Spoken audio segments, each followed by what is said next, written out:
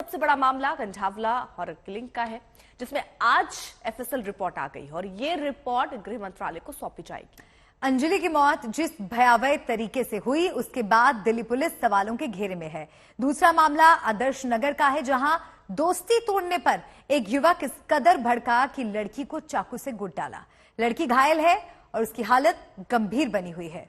और तीसरा मामला दिल्ली के पांडव नगर इलाके का है। लड़की शादी के लिए नहीं मानी तो उसके साथ जबरदस्ती की कोशिश की गई, कार में खींचा गया, तेजाब तक फेंकने की धमकी दी गई।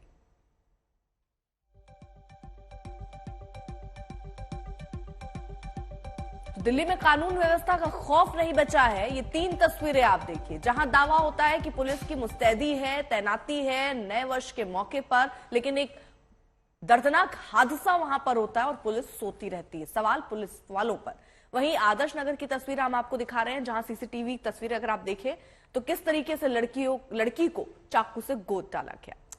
और चलिए एक बड़ा अपडेट आपको कंझावला हॉरर किलिंग केस से जुड़ा बता दें। इस केस में अब एफएसएल रिपोर्ट आ गई है। रिपोर्ट के मुताबिक कार में खून के धब्बे या लड़की की मौजूदगी का कोई भी सबूत नहीं मिला है। एफएसएल रिपोर्ट में कहा गया कि कार के अगले बाएं पहिए पर खून के निशान मिले।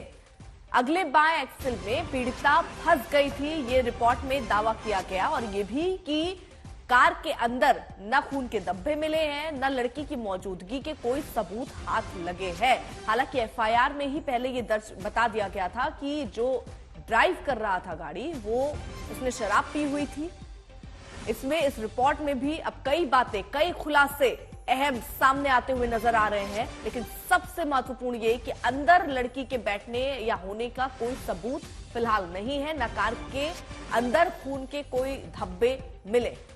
और इस केस के लिहाज से अगर देखा जाए तो आज का दिन काफी अहम माना जा रहा है। 5 आरोपियों की रोहिणी कोर्ट में पेशी होनी है और एफएसएल रिपोर्ट का ही इंतजार हो रहा था, जिसके बाद उम्मीद थी कि कुछ सच इस केस से जुड़ा सामने आएगा। और रिपोर्ट में कई अहम खुलासे हुए हैं। कार के अंदर खून के धब्बे नहीं मिले हैं, कार में लड़की की मौजूदगी के कोई सबूत सामने नहीं आए हैं। एफएसएल रिपोर्ट में ये बातें सामने आई हैं।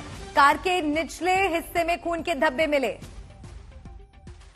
हमारे 3 सहयोगी हमारे साथ जुड़ गए हैं। राम किंकर हमारे साथ जुड़ रहे हैं, हिमांशु और श्रेया, तीनों का हम रुख करेंगे। लेकिन हिमांशु, सबसे पहले आपके पास आते हुए एफएसएल रिपोर्ट का इंतजार इसलिए हो रहा था क्योंकि ये उम्मीद की जा रही थी कि एफएसएल रिपोर्ट में उस हादसे में क्या कुछ हुआ है, उसका एक एक सच सामने आएगा। बिल्कुल, देखिए, और जो एफएसएल से हमारी सूत्रों से बात, उनका कहना है कि कुल 3 रिपोर्ट वो तैयार कर रहे हैं। 3 रिपोर्ट में एक तो ये कि एक्सीडेंट किस तरीके से हुआ, सीन जो पूरा क्राइम सीन था कैसे घटित हुआ, और इसके अलावा कार में किन किन लोगों की मौजूदगी थी और जो लोग कार के अंदर मौजूद थे क्या उन्होंने शराब पी थी या नहीं पी थी। तो ये 3 स्टेप में उनकी 3 अलग अलग की रिपोर्टें थी जो तैयार कर रही है एफएसएल, जिसमें से एक रिपोर्ट तो दिल्ली पुलिस को दे दी, लेकिन 2 और जो रिपोर्टें हैं वो उम्मीद की जा रही है कि अगले 1 से 2 दिन में दिल्ली पुलिस को मिल जाएगी। ये एफएसएल रिपोर्ट जो पूरी पुलिस की इन्वेस्टिगेशन है उसमें बेहद मददगार होगा। दरअसल आप देखिए, इसमें पुलिस ने शुरुआत में ही कहा था कि ये मामला एक्सीडेंट का है, और उसके बाद दिल्ली पुलिस ने, लेकिन जिस तरीके से बॉडी मिली थी, पुलिस की इस थ्योरी पर सवाल उठे। लेकिन उसके बाद एक चश्मदीद आती है और ये पता लगा कि ये सारे एंगल तो है ही, लेकिन एफएसएल रिपोर्ट जैसा आप जिक्र कर रहे हैं, श्रेया के पास भी कुछ अपडेट है। श्रेया, जरा बताइए कि इसमें कौन कौन से पॉइंट हैं जो गौर करने वाले हैं और जिससे एक नई तेजी मिलेगी इस पूरे केस में। देखिए, पहले तो ये बताना और अपने दर्शकों को ये दिखाना चाहेंगे कि किस पोर्शन में अंजलि फंसी हुई थी। अगर दर्शकों को हम दर्शाए, देखिए ये होता है फ्रंट जो लेफ्ट व्हील बोलते हैं और ये है रेयर लेफ्ट व्हील। तो अंजलि कहीं ना कहीं जो एफएसएल रिपोर्ट के मुताबिक इस पोर्शन में फंसी हुई थी।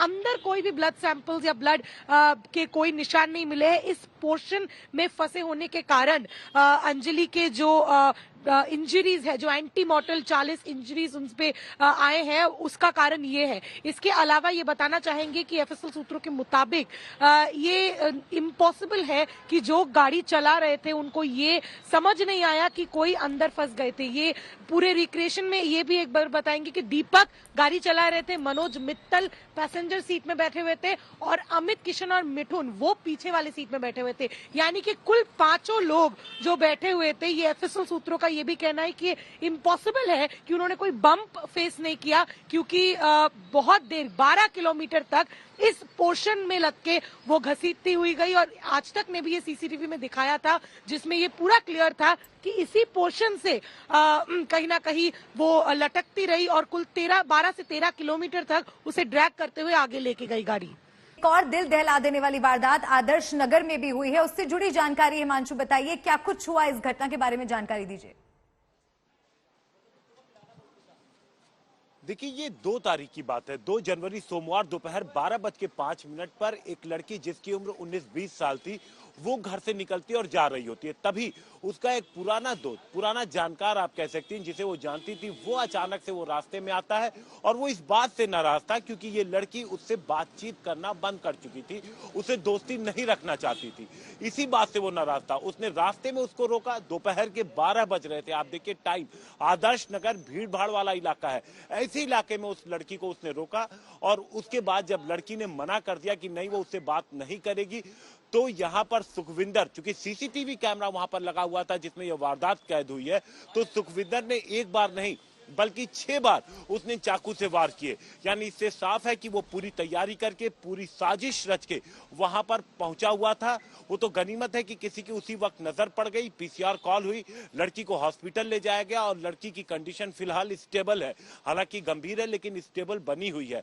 इस दौरान लड़की ने जब बयान दिया, उसके बाद दिल्ली पुलिस ने सुखविंदर की तलाश शुरू की और पुलिस को ये जानकारी मिली कि सुखविंदर जो है वो ये 1-2 घटनाएं नहीं है, अब कई सवाल कानून व्यवस्था पर खड़े होते हैं और ये भी कि अपराधियों को अब कोई डर नहीं रह गया है। राम किनकर भी हमारे साथ मौजूद है। राम किनकर, जो पांडव नगर में हुआ वो भी दिल दहलाने वाला है कि एक लड़की को आप कार में घसीटते हैं, ना आने पर तेजाब फेंक देने की धमकी देते हैं। अब किस तरीके से जांच और कार्रवाई आगे बढ़ रही है?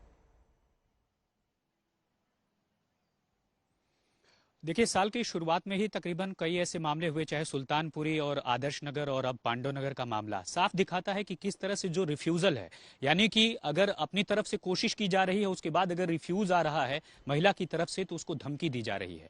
पांडव नगर की लड़की इस मामले में बहादुर कही जा सकती है क्योंकि उसने बहुत तगड़ा विरोध किया और यही वजह है कि आज वो सही सलामत है। हालांकि घटना के बाद जो पुलिस सूत्र हैं वो कह रहे हैं कि उसे कुछ मामूली चोट आई थी और उसके बाद से उसे वापस घर कर दिया गया है। लेकिन अब उस शख्स की तलाश की जा रही है जिसने उसे कार में खींचने की कोशिश की और मना करने पर उस पर तेजाब फेंकने की कोशिश की। तो साफ दिखाता है कि किस तरह से उस शख्स की आपराधिक मानसिकता थी एक महिला को लेकर के। और कारण आप जानेंगी तो हैरान रह जाएंगी। कारण मात्र सिर्फ इतना ही कि उसने लड़की से कहा कि आपको मेरे साथ सेलिब्रेशन के लिए चलना होगा, न्यू ईयर के लिए। यानी उसकी सहमति हो या उसकी सहमति नहीं हो, बावजूद इसके आप अपराधी मानसिकता देखिए कि किस तरह से पहले कार में खींचने की कोशिश हुई और उसके बाद से तेजाब फेंकने की धमकी दी गई। पुलिस ने मुकदमा कायम किया है, अब उस शख्स की तलाश कर रही है। जाहिर तौर पर आसपास जो सीसीटीवी कैमरे हैं उसे भी खंगाला जाएगा ताकि उसका कोई सुराग मिल सके। लेकिन और सख्त से सख्त कार्रवाई होना इस मामले में जरूरी हो जाता है क्योंकि लगातार जिस तरह की खबरें सामने आ रही हैं उसके बाद दिल्ली में कानून व्यवस्था सवालों के घेरे में है।